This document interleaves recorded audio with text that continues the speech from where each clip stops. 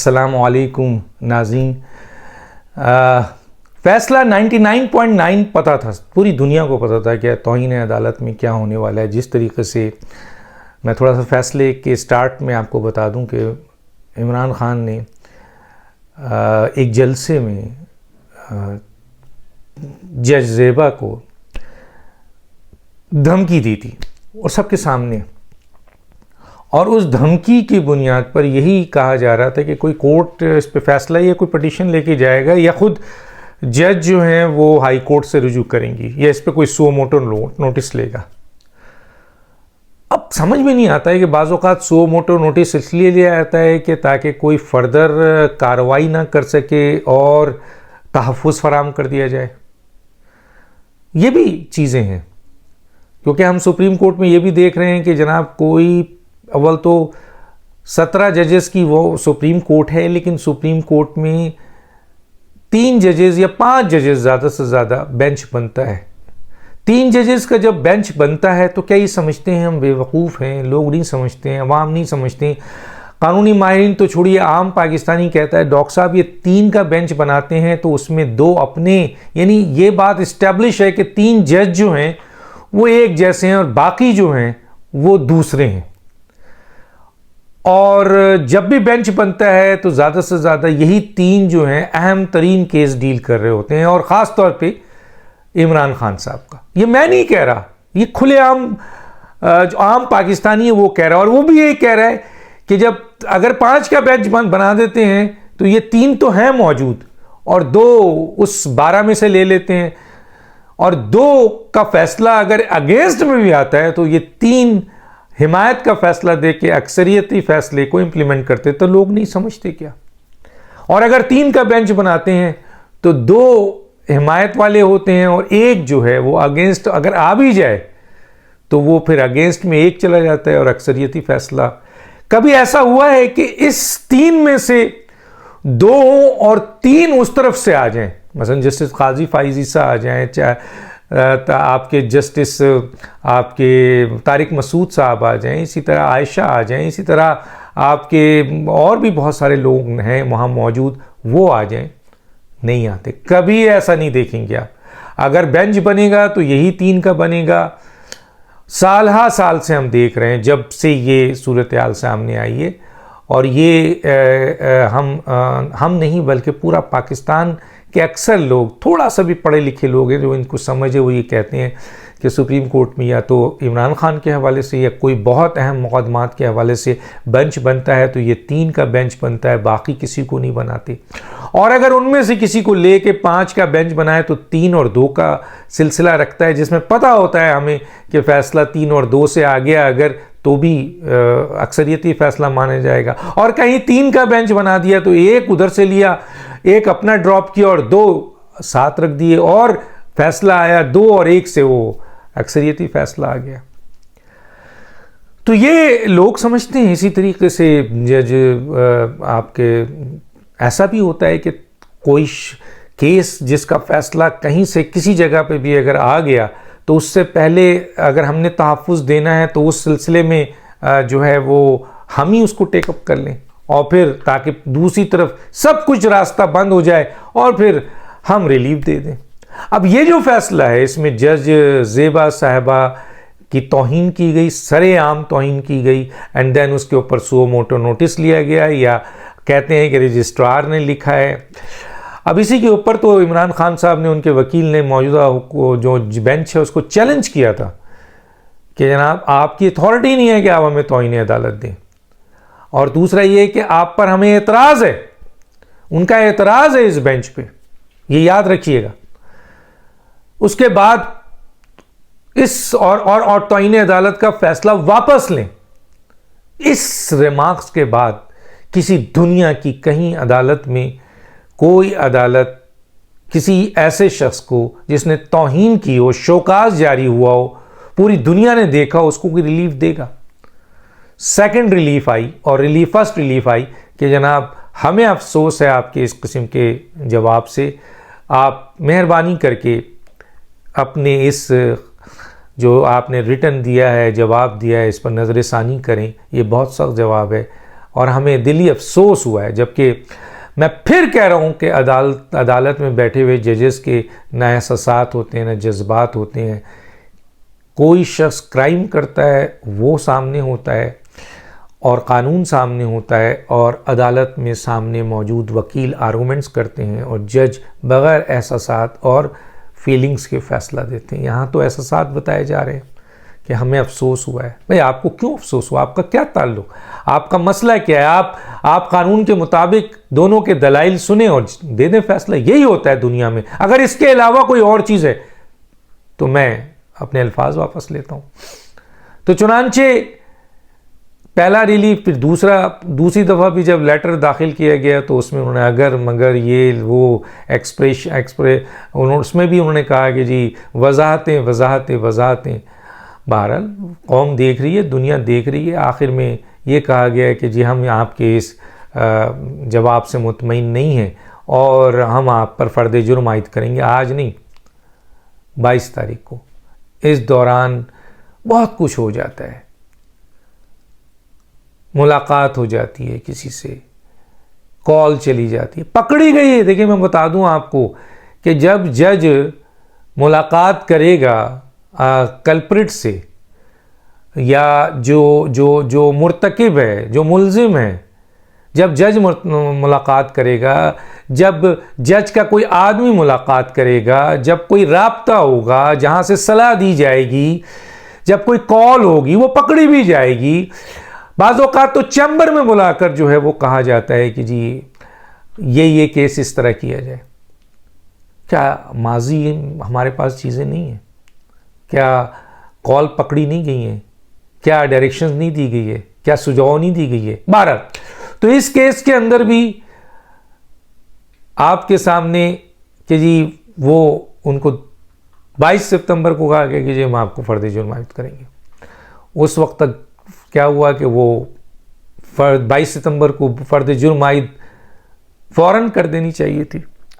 जब आप उस वक्त इमरान खान को नहीं सुन रहे हैं, जब वो कह रहा है कि मुझे सुन लें, मैं रोस्टम के आगे खड़ा होता हूं, मुझे सुन लें, आपने कहा कि जी आपके वकील को सुन लिया है, तो फिर 22 को किस बुनियाद पर आपने सुना?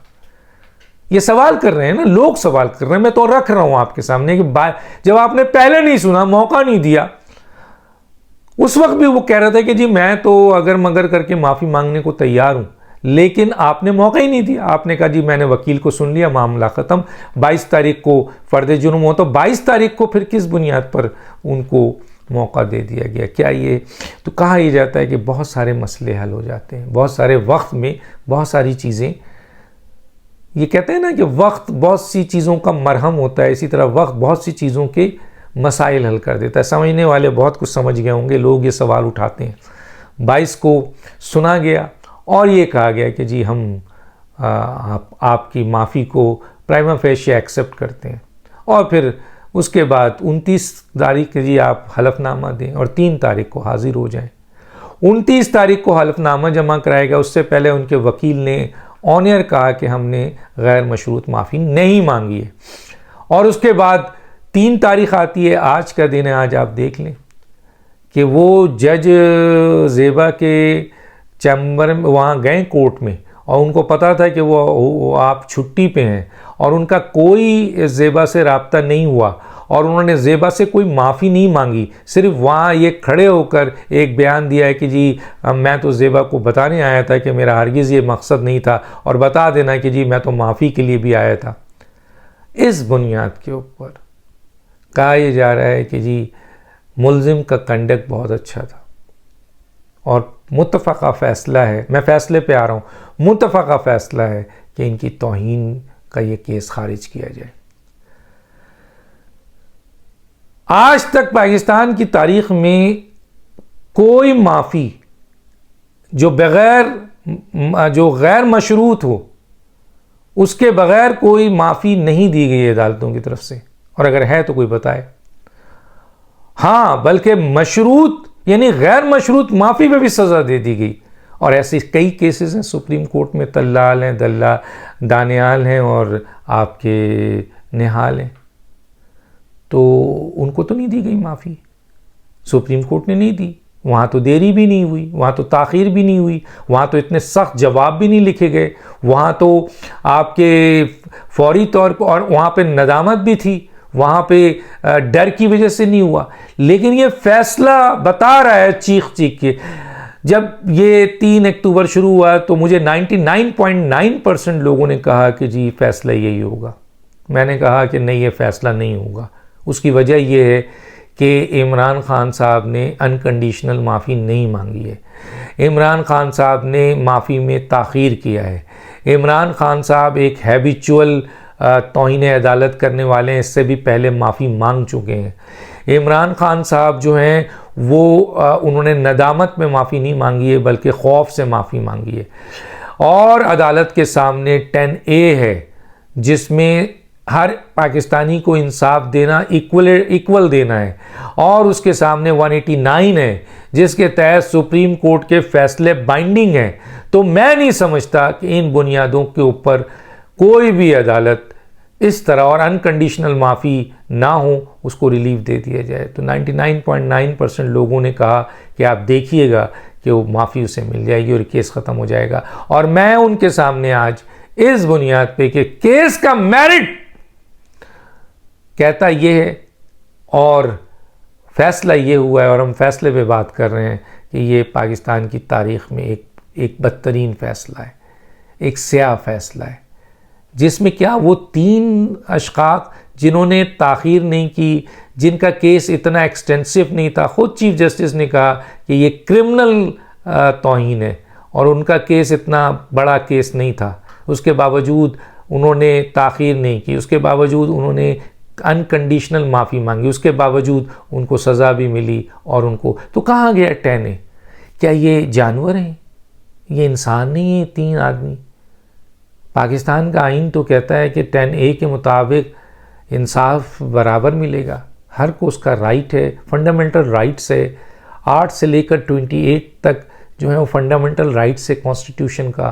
कॉन्स्टिट्यूशन सबसे बड़ी है, अदालत भी उससे बड़ी नहीं, पार्लियामेंट भी उससे बड़ी नहीं, आपके कोई एग्जीक्यूटिव भी उससे बड़ी नहीं, कॉन्स्टिट्यूशन सबसे मोतबर है। कुरान पाक के बाद पाकिस्तान में अगर किसी किताब की अहमियत है सबसे ज़्यादा तो वो कॉन्स्टिट्यूशन है। कॉन्स्टिट्यूशन कोई कुछ कह दे तो उसको ना अदालत ख़त्म कर सकती है, ना आपके कोई और इदारा ख़त्म कर सकता है, ना एग्जीक्यूटिव उसके अगेंस्ट जाता है। तो कॉन्स्टिट्यूशन तो चीख चीख के कह रहा है कि फंडामेंटल राइट्स है, हर शख्स को उसको इक्वल राइट्स है, इंसाफ हर शख्स को इक्वल दिया जाए। तो ये 3 जानवर हैं और वो मोतबर हैं। ये माफ़ी भी मांगे, अनकंडीशनल भी मांगे, ताख़ीर भी नहीं करें, नादिम भी हूं और मेंबर ऑफ नेशनल असेंबली भी हूं, और उसके बावजूद सज़ा।